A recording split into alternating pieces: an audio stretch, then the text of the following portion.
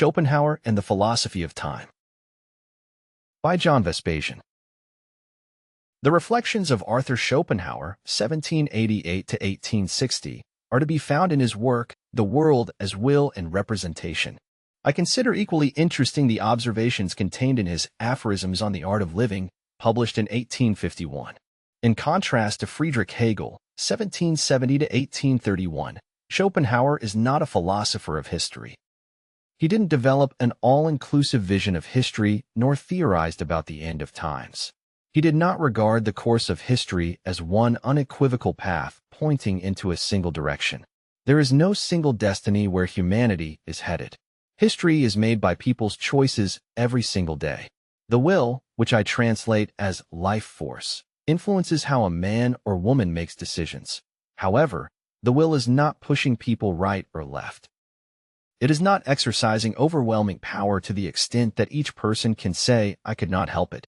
Schopenhauer declines presenting history as an imposition of destiny. Conversely, he underlines the importance of how a human being behaves over time. Life is essentially temporary. Every success and possession is naturally limited. Happiness and Schopenhauer's Philosophy of Time.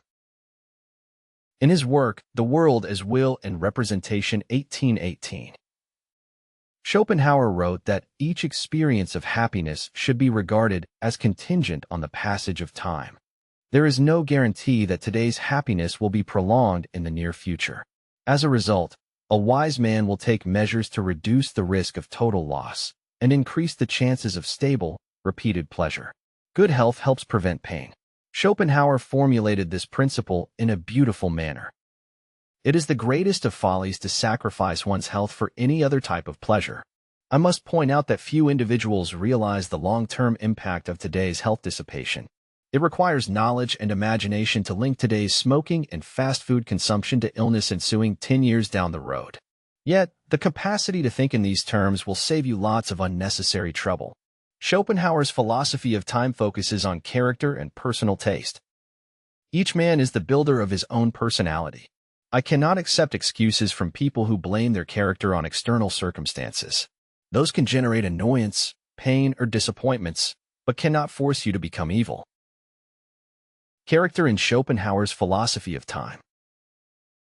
Character is what you are in the dark, when you are alone and nobody is watching, wrote Schopenhauer. That's the main component of human action over time. Character plays a key role in the decisions you will make and on your daily habits. Human life, and I mean the life of the individual, is driven by his character. To a lesser extent, circumstances and luck play a role in how your life will turn, but character remains central. Schopenhauer had little patience with individuals of poor character. He reacted immediately, often emphatically, to signs of bad personality because he expected bad traits to propagate. If someone is cheating you on some minor issue, chances are that he'll cheat you again. The next time, the damage may be larger. You will be better off if you take notice of his poor personality and stay away from that person. Don't expect things to improve without reason.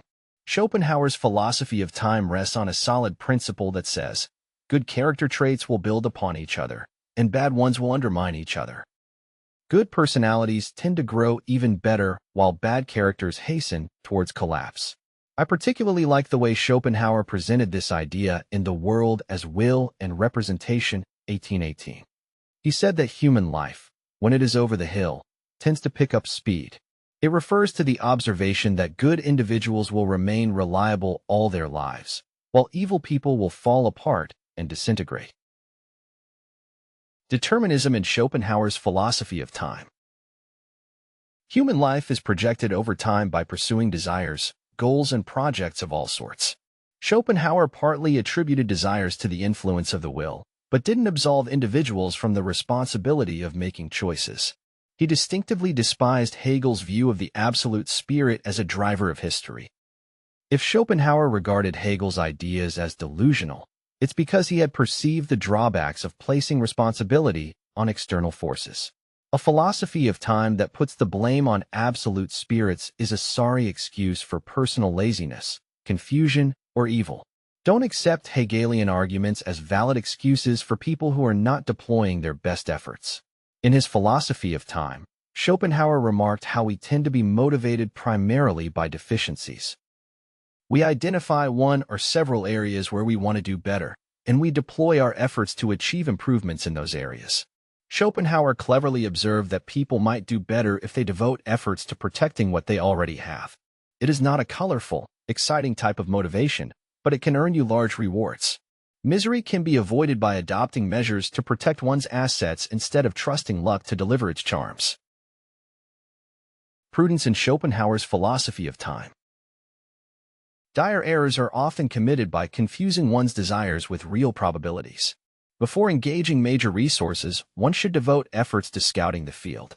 Unless you've done proper due diligence, don't assume things will run smoothly. The great lesson from Schopenhauer's philosophy of time is the importance of maintaining margins of safety. Schopenhauer's books remind us over and over that it is better to be safe than sorry.